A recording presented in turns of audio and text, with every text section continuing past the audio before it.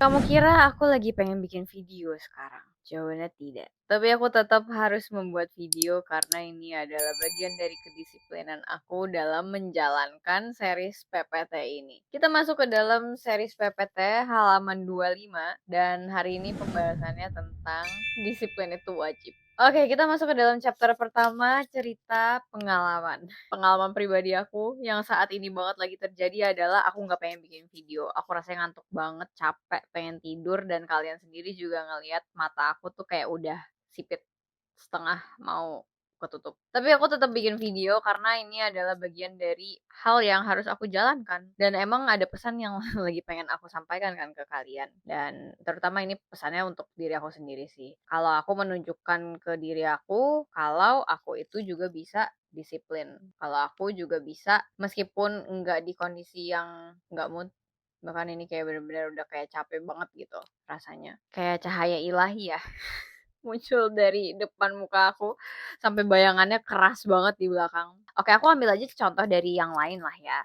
Aku ambil contoh aku yang dulu-dulu banget gimana aku disiplin. Sebenarnya ini disiplin sama konsisten agak beda tipis nih, tapi ya udah nggak apa-apa aku bawain aja cerita ini. Jadi gini, kan aku udah sempet cerita ya, kalau aku tuh pengen banget bisa ngejalanin kuliah di tempat yang aku inginkan yaitu my dream university, yaitu Universitas Indonesia. Untuk menuju ke sana, tentu kan perlu banyak perjuangan masuknya karena banyak orang yang juga pengen masuk ke sana. Dan jalur yang aku pilih adalah jalur SNMPTN atau undangan kuliah. Jadi dari nilai rapot dilihat seberapa konsisten kita, terus gimana peningkatan, disiplinnya juga, sampai akhirnya ke kelas 3. Nah, jadi pas aku masih SMA tuh, aku bisa dibilang super-super rajin dan disiplin yang dipaksakan, itu sampai ke tahapan aku hampir nggak pernah nggak masuk sekolah. Jadi aku itu hanya sekali nggak masuk sekolah pas SMA,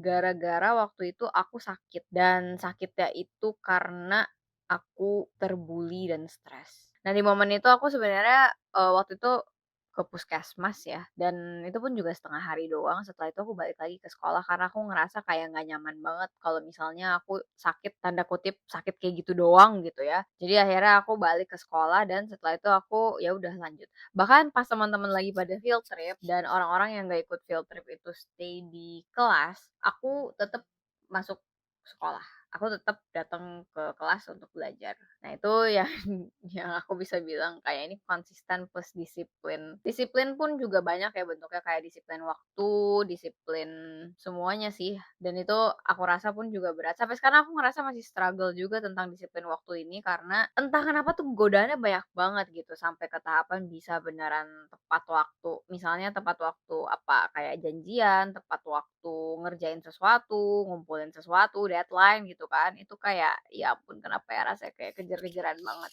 Aku mengambil kesimpulan dan mengambil pelajaran dari berbagai macam hal yang dulunya aku lakukan dan sekarang aku lumayan bisa dibilang nakal ya sama kedisiplinan. Itu adalah aku beneran fokus ke goal yang pengen aku dapetin. Makanya kenapa penting banget untuk punya alasan kenapa kamu melakukan hal itu. Yang sekarang aku ngerasa kayak aku agak kehilangan alasan itu dan makanya kenapa aku membuat series para pencari tujuan. Kebayangkan, masuk akal kan? Moral of the story adalah disiplin itu perlu dibiasakan dengan landasan ada tujuan yang jelas. Nah, kalian kalau misalnya belum punya tujuannya, makanya kenapa nonton series ini. Oke, kita masuk ke dalam chapter yang kedua, ayat Al-Quran yang mendasarinya. Jadi ayat ini aku ambil dari surat Al-Asr ayat 1-3. Demi masa, sesungguhnya manusia itu benar-benar berada dalam kerugian, kecuali orang-orang yang beriman dan mengerjakan amal soleh, saling menasihati supaya menaati kebenaran, dan saling menasihati supaya tetap di atas kesabaran. Istilahnya di sini tuh disiplinnya disiplin untuk sabar terus menasihati orang lain terus-terusan sampai akhirnya orang itu bisa menerima. Sebenarnya nggak ada lagi sih jalan sukses lain selain bisa disiplin, konsisten, evaluatif, terbuka sama kritik dan saran, dan punya mindset yang positif. Oke, kayaknya itu aja deh pembahasan kita di hari ini. Setelah ini mungkin aku akan sedikit beristirahat ya. karena ini udah mata aku kemana. Oke, kalau gitu kita ketemu lagi di PPT halaman selanjutnya, halaman 26. Bye-bye.